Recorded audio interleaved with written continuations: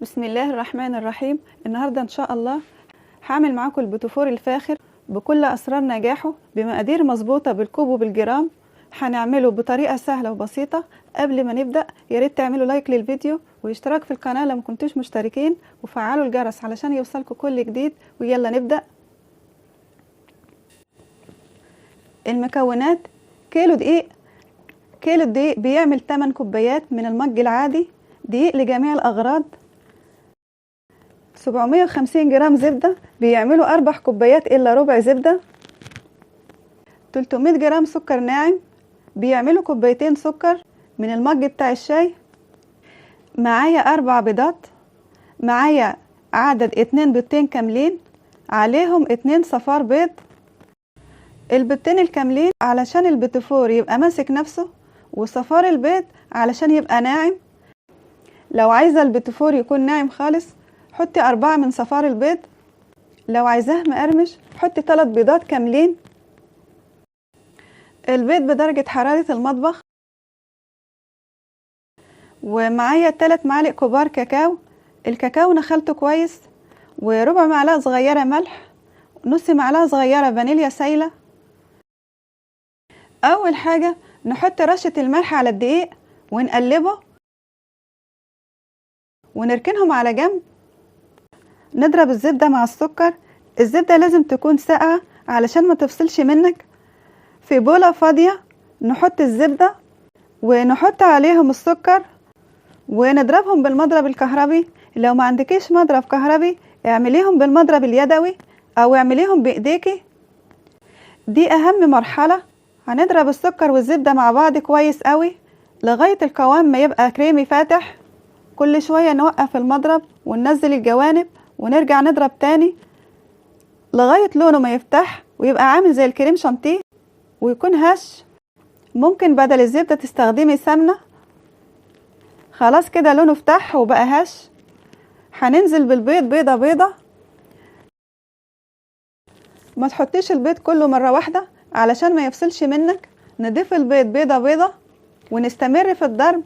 اول البيضة ما تختفي نحط غيرها ونستمر في الضرب.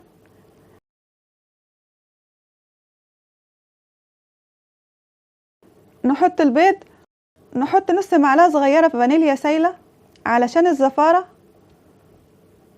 ونضرب لغاية ما نخلص البيض كله. خلاص كده ضربت البيض كله. نطفي المضرب الكهربي خلاص. نحط الدقيق مرة واحدة. اهم حاجة البوتفور مش بيتعجن، نلمه باطراف الاصابع.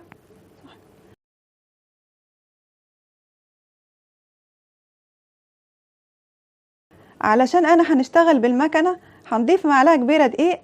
لو هتشتغلي بكيس الحلواني ما تضيفيش معلقة الدقيق. نلم العجينة باطراف الاصابع. لميت العجينة كلها. خلاص كده لميت العجينة. هناخد حتة من العجينة نضيف عليها 3 معالق كبار كاكاو مر. الكاكاو انا نخلته كويس. ونحط معلقة زبدة كبيرة علشان العجينة ما تنشفش مني. ونلم العجينة ونحطها في التلاجة ربع ساعة وبعدين نبدأ نشتغل بيها. سبت العجينة ترتاح في التلاجة ربع ساعة. دلوقتي هنختبر العجين. اخدت قطعة من العجين وحطيتها في مكنة البوتفور وهنعمل كام واحدة ونحطهم في الفرن. لازم الفرن يكون سخن قبل ما نحط البوتفور.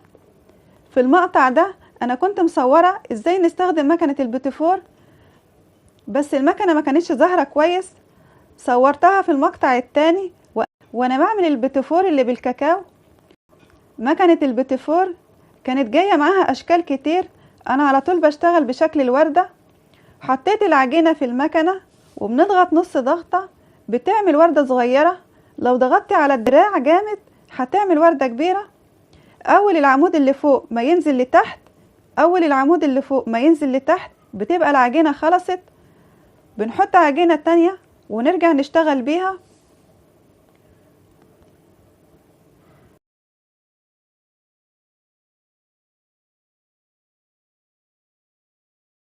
ده البيتفور اللي كنت بسويه في الفرن علشان نختبره. بسم الله ما شاء الله، البيتفور طالع جميل جدا، ناعم وهش وطعمه جميل كده. العجينة بتاعتي مظبوطة. في التسوية لازم نسخن الفرن كويس قوي قبل ما نحط البيتفور. انا كده خلصت البيتفور الابيض. قبل ما نحط البيتفور في الفرن لازم نسخن الفرن كويس قوي، ونحط البيتفور في الفرن على الشبكة اللي في النص على درجة حرارة 180، ياخد لون ذهبي من تحت، وبعدين نطفي من تحت ونشغل الشواية ياخد لون ذهبي من فوق. مدة التسوية 15 دقيقة. ودلوقتي هنعمل البيتفور اللي بالكاكاو. دلوقتي هقولك المكنة بنستخدمها ازاي. نفتح المكنة. علشان نفتح المكنة نشد العمود اللي فيه حتت مشرشرة ونخلي الحتت المشرشرة ناحية فوق، بتفك من هنا علشان نحط العجينة. نحط العجينة وبعدين نختار الشكل اللي هنشتغل بيه ونحطه، ونلف العمود المشرشر، نخلي الحتة اللي مشرشرة ناحية تحت ناحية الدراع، ونشتغل بيها بالطريقة دي. لو ضغطتي على الدراع نص ضغطة هتطلع وردة صغيرة وشكلها جميل. لو ضغطتي جامد البيتفور هيطلع كبير. ازاي نعرف ان العجينة خلصت؟ اول العمود ما ينزل لتحت نفك المكنة من ناحية الوردة ونشد العمود، نحط قطعة من العجينة ونعمل بيها وردات البيتفور.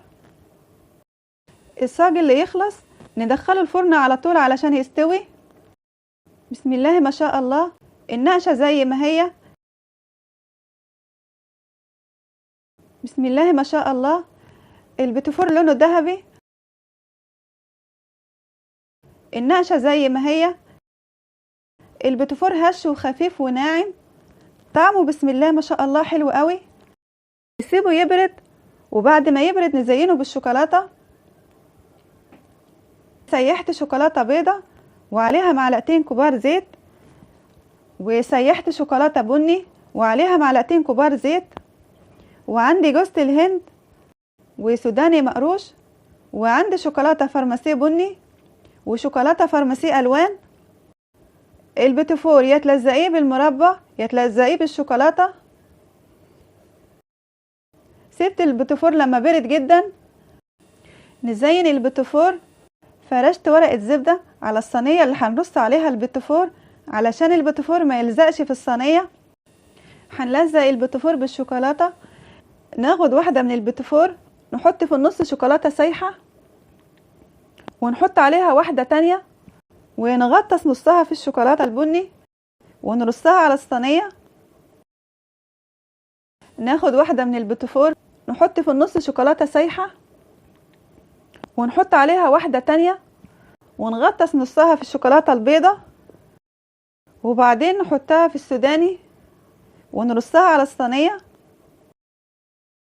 ناخد واحدة من البيتفور نحط في النص شوكولاتة سايحة ونحط عليها واحدة تانية ونغطس نصها في الشوكولاتة البيضة، وبعدين نحطها في السوداني ونرصها على الصينية. وبعمل الصف كله بنفس الطريقة.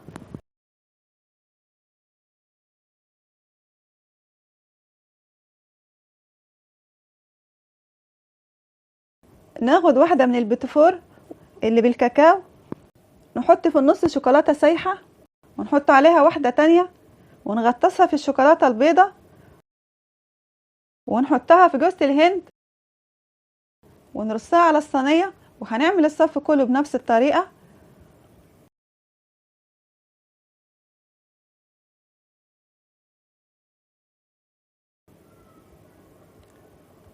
باخد واحدة من البيتفور نحط في النص شوكولاتة سايحة ونحط عليها واحدة تانية ونغطسها في الشوكولاتة البيضة او الشوكولاتة البني، وبعدين نحطها في الشوكولاتة الفرماسي الالوان او الشوكولاتة الفرماسي الصفراء. بتزيني بالطريقة اللي تعجبك.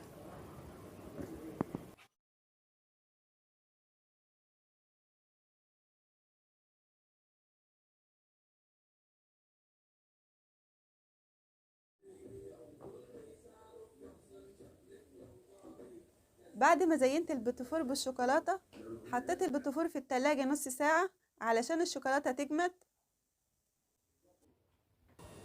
دي كانت وصفتنا النهاردة. عملت معاكم بيتيفور العيد الفاخر بكل أسرار نجاحه.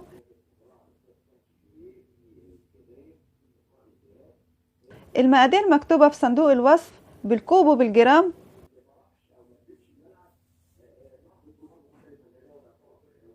لو ما عندكيش زبدة حطي سمنة ونفس المقادير. بيتيفور العيد على أصوله، هش وناعم وطعمه جميل جدا.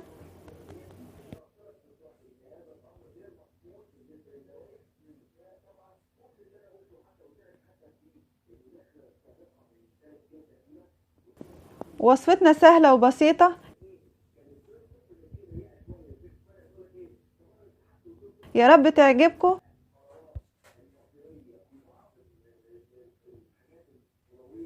كنتم مع بسبس كيتشن. السلام عليكم ورحمة الله وبركاته.